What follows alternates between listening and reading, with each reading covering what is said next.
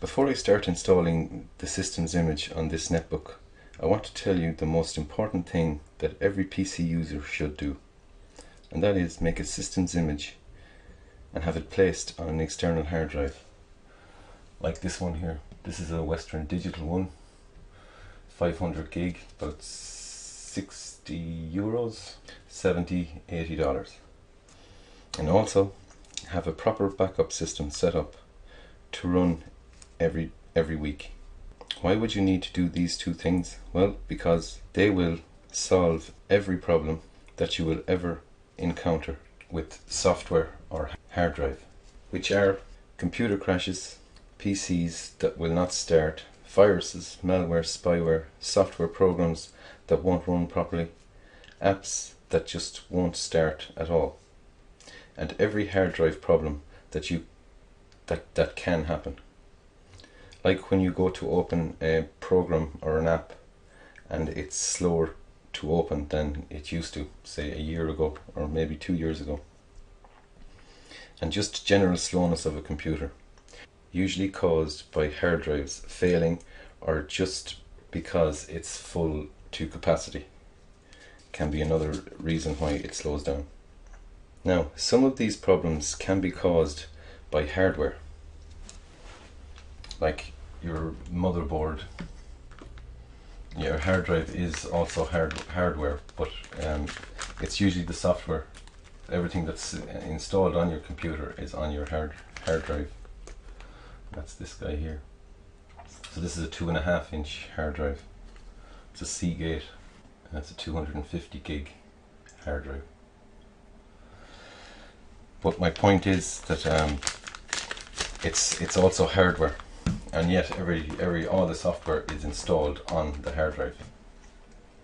And as you use it, then it goes out onto the RAM. But that's another story. So other hardware then inside is your RAM, your memory, where everything that you open on your computer comes from the hard drive and goes into your RAM, the little stick of RAM, and then you can see it on the screen. So that's basically how the whole thing works.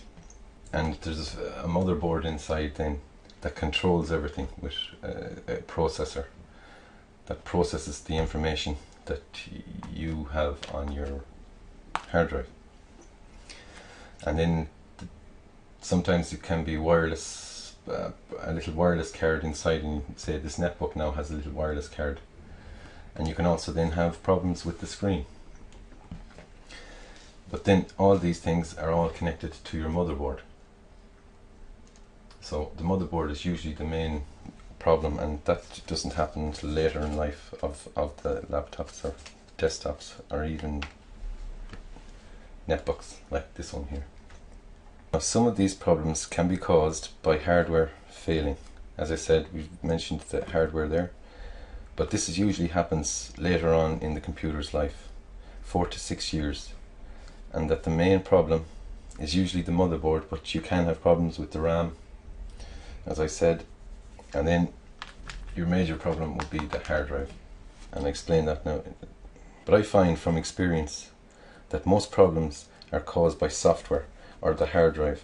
About 90% of all problems are caused by software or hard drive problems, and that's this guy here.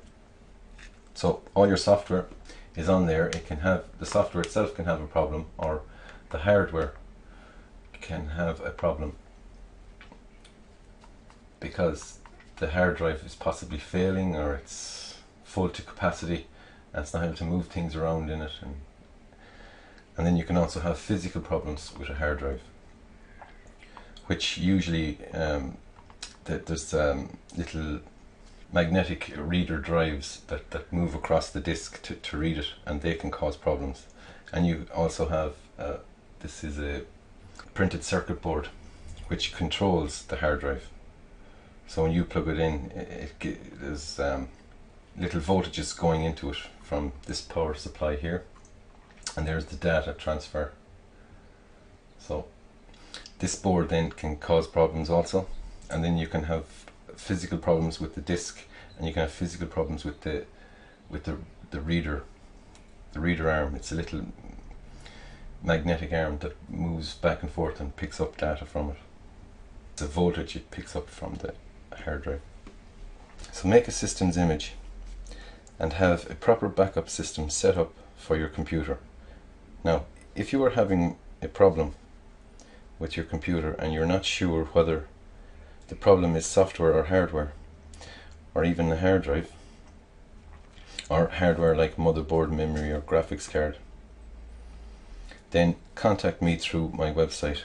There is a link below this video and I'll tell you what to do to sort that problem out.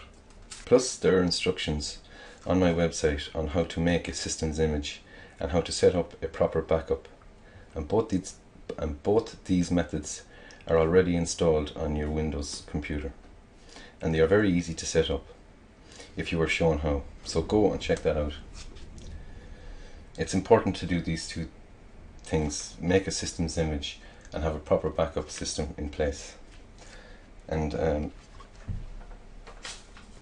I'll tell you why in a moment. So why would you replace a hard drive in a netbook, laptop or desktop? For starters, if it's 3 or 4 years old, then it's a good idea to replace it, even if it's running well. And I'll tell you why. Because all internal hard drives die or fail at some stage. And you don't want to wait for that to happen, because it will fail at the most inconvenient time when you really need it. And so typically 3 to 5 years is about the limit of a hard drive. Now some of them do last longer than 3 to 5 years, but eventually it will fail. So you're better off replacing it before it fails.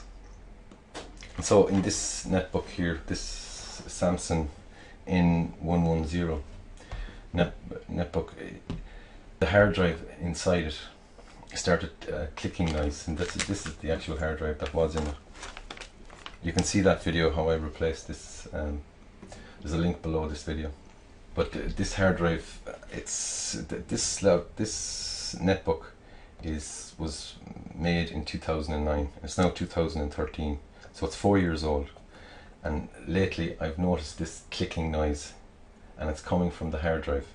Now it'll only click maybe once every 3 or 4 minutes, but that clicking sound is a sign that the hard drive is beginning to fail. It's finding it hard to read stuff on the hard drive. So replacing it is a very good idea after 3 to 4 years. And it's pretty easy to change them, as long as you know how to get in at them. You know, on a desktop it's easy to get in at a hard drive. You just open the side of it and you can see the hard drive. But with netbooks, you have to take off the bottom cover, and I have a video for that too if you want to see it on my website.